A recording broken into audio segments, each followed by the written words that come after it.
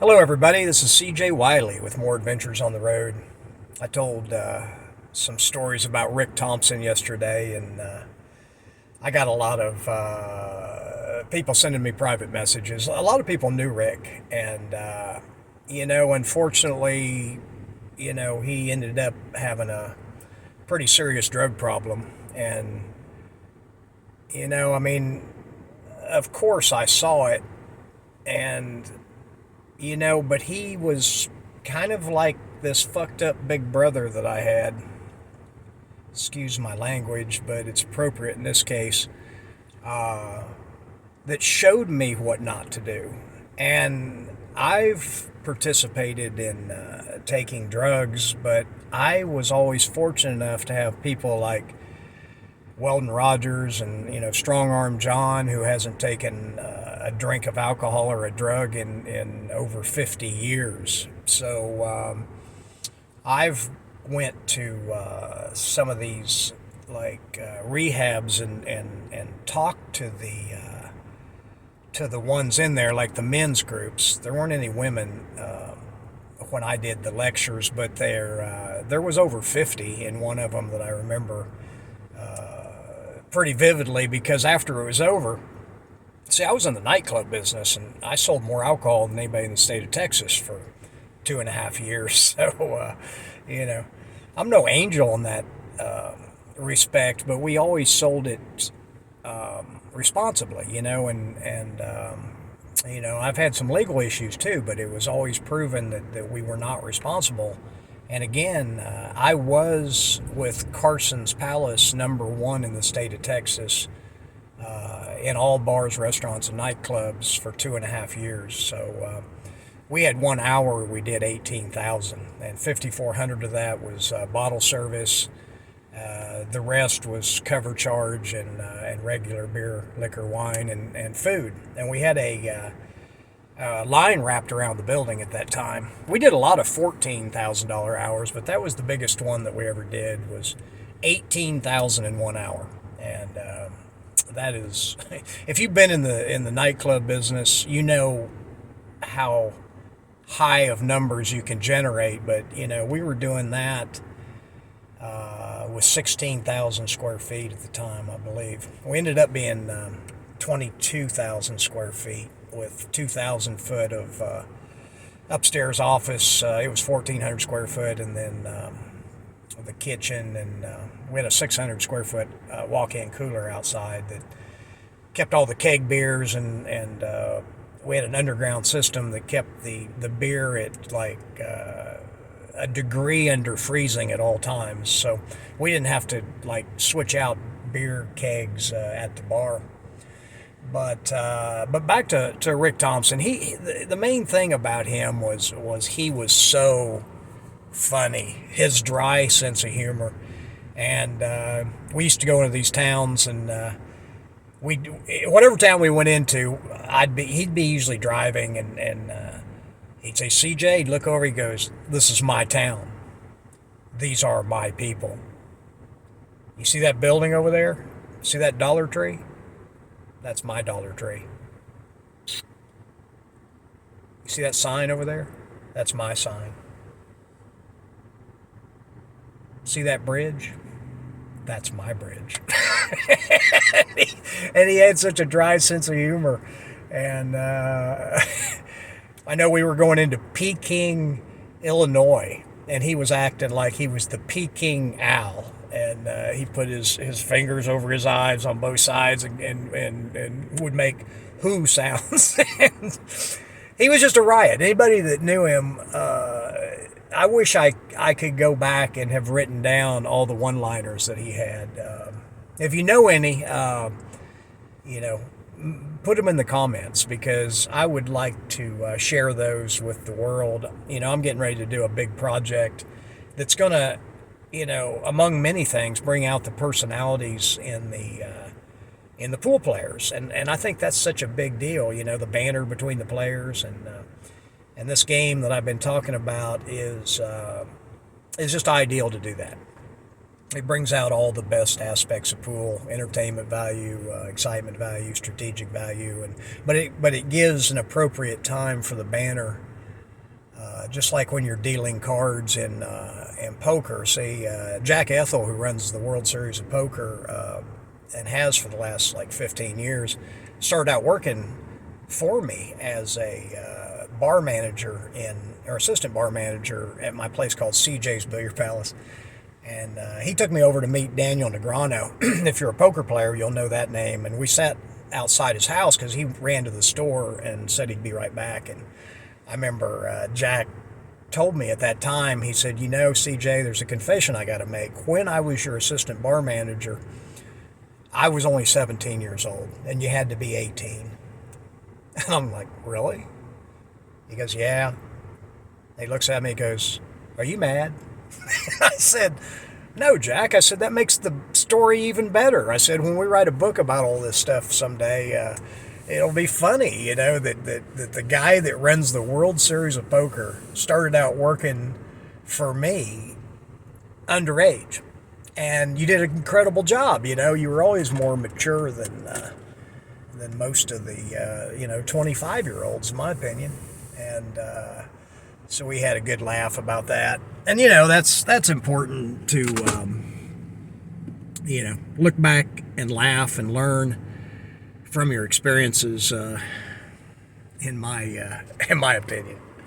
It's been raining here, so I was going to go for a hike, and it got rained out, so I just dropped off some laundry to this really nice lady.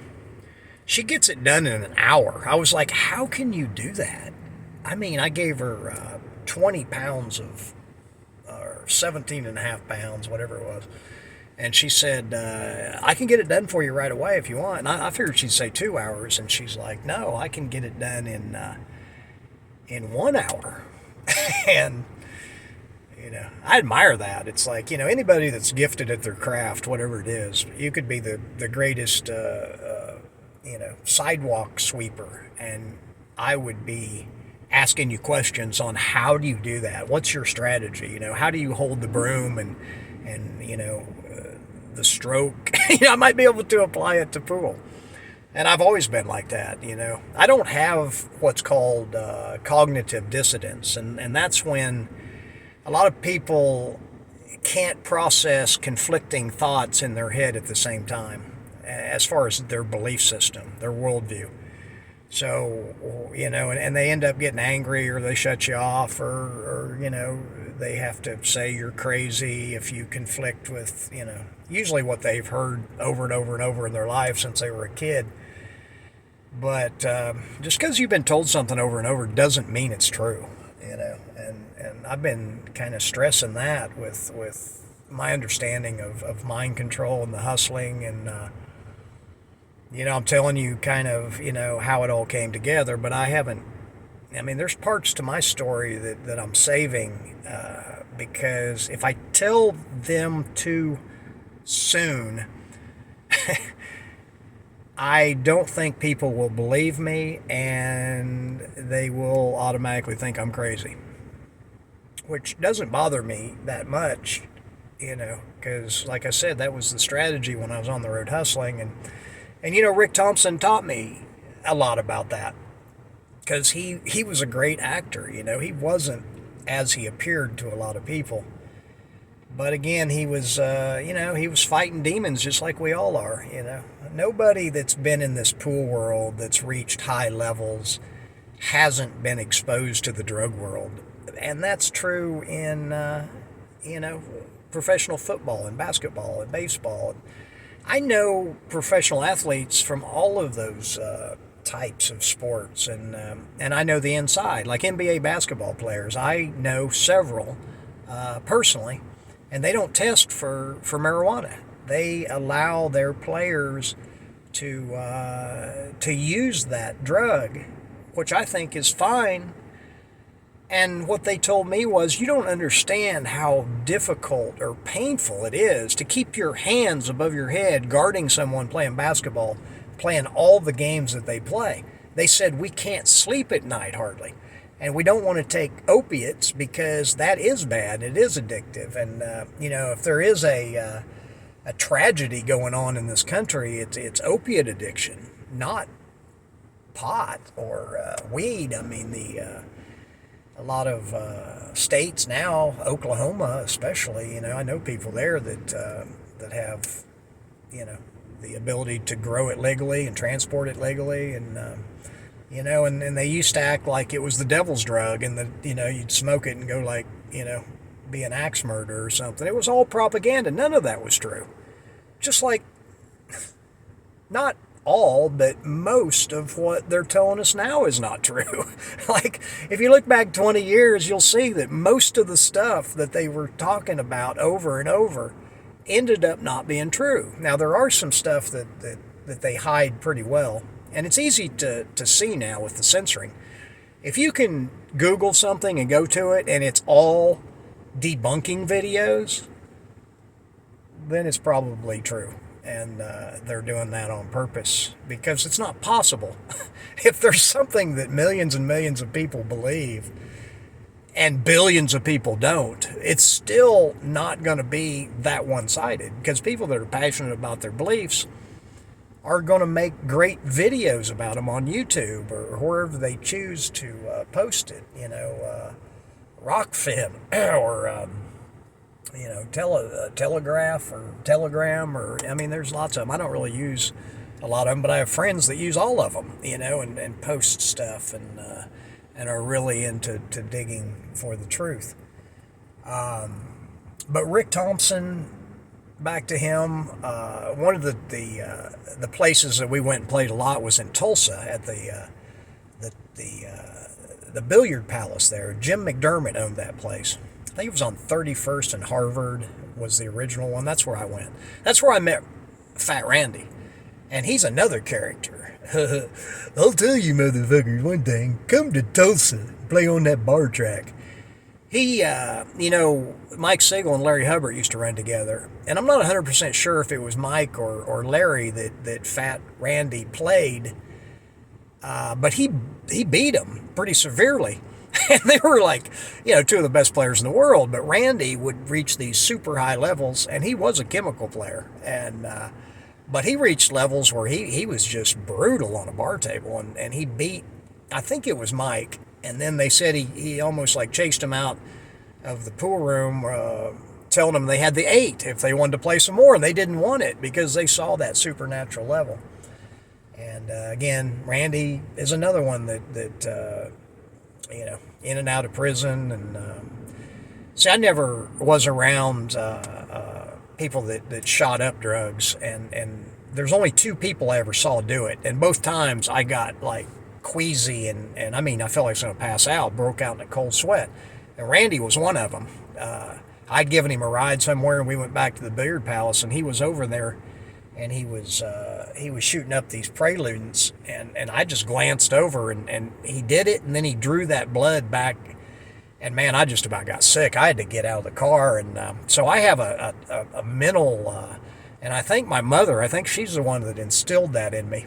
She used to tell me that going in like airport bathrooms, that there were people that would try to shoot you with drugs and get you addicted, and and I don't think that was true, surely, but I believed it when I was a kid. But she was using negative reinforcement, and it worked, because I have a phobia of needles, and I could never give myself a shot like in a vein or something.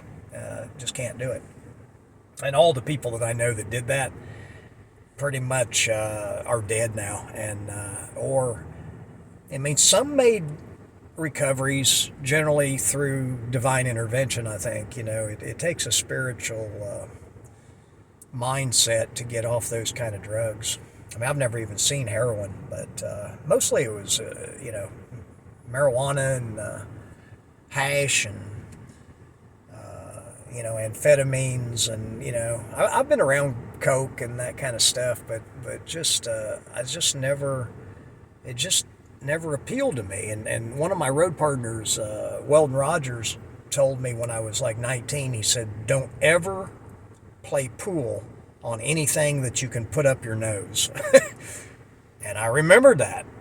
Just like the guy that told me, don't ever play a machine that has its back up to the wall, or anything that has its back up to the wall challenging the world.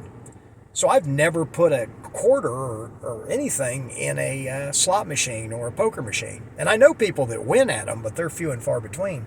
For the most part, it's just a sucker thing. But I learned this stuff, on the road. And again, Rick, I'll come up with some more stories with the Tulsa one, because he took me down there when I was, I think I was 17 probably at that time. And I remember I played somebody for quite a while and ended up winning. And we went back to this hotel. And I remember right now, we were in this hotel. And if you remember, I guess they still do to some extent, but they had these chains you'd put on the door. So I locked the door and just put the chain on the door. And I remember having trouble putting it on, but I got it done. I was determined, and that's one thing about me. I will absolutely, if I get my mind set to something, I will do it until it either kills me or I figure it out. And there's some things I don't care to figure out, but this one was funny because the next day we woke up and I went out to get like a soda or something. So I go to unlock the chain and I can't get it unlocked. And if you remember, it's got a deal where there's a big side and a small side to it, and the small side would go into the to the thing to put the chain over. I'm talking about, this was years ago. It was just a simple little deal, but I had somehow put the wrong part of the chain in that hole, which to this day it wasn't possible. But I'll tell you, Rick went over there and looked at it and trying to get it open, and he couldn't do it either. It was obviously, again, I have no idea how that happened, but we had to break the chain to get out of that door. There was no other way. And I've had a couple things like that happen in my life.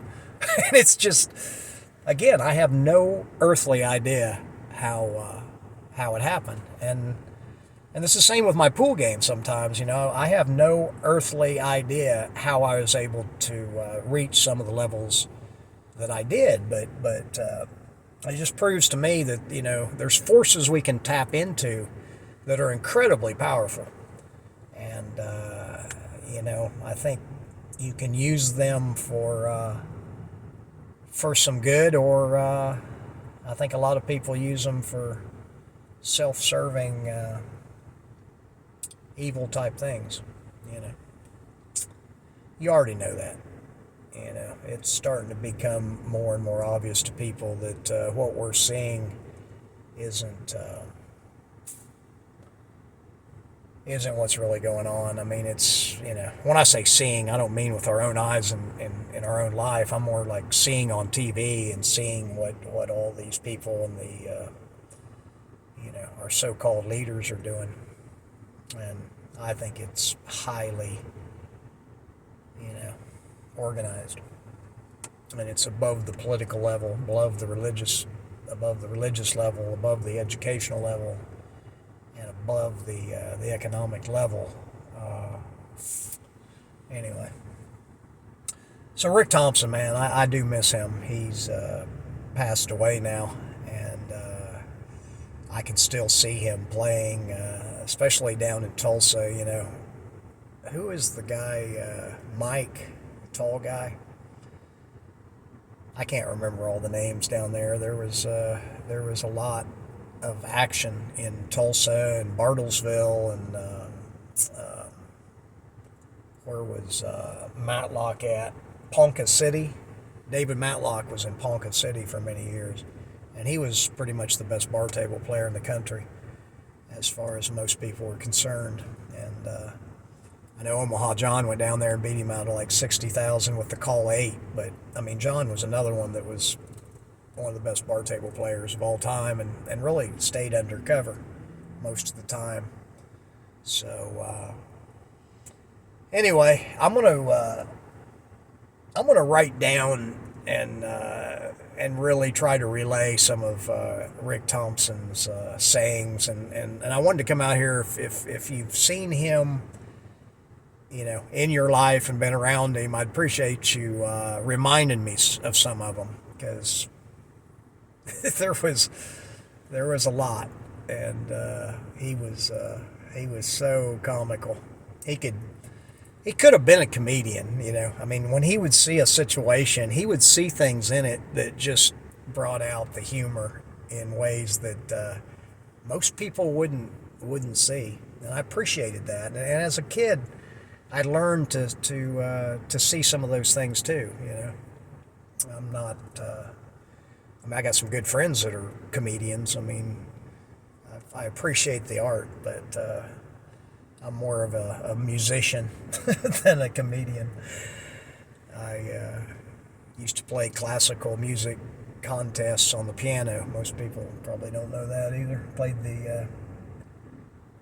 the piano for the jazz band in high school, played the trumpet, and started out playing the drums, but they were too heavy to carry home, so I switched one summer to the trumpet, and the music teacher was nice enough to help me make that transfer. And when I started the next year in school, we had a contest to see who the number one chair would be, and I remember winning that, and most of the other kids didn't even know that I was playing the trumpet, so that was kind of cool. But I worked hard at it through that summer, and I'd go over to that guy's house, and he'd help me with his trailer, and help me with his with the trumpet. I come from a small town, so there was not a whole lot to do. That's how come I learned how to play tennis at such a high level, hitting balls against the wall. But pool was my calling.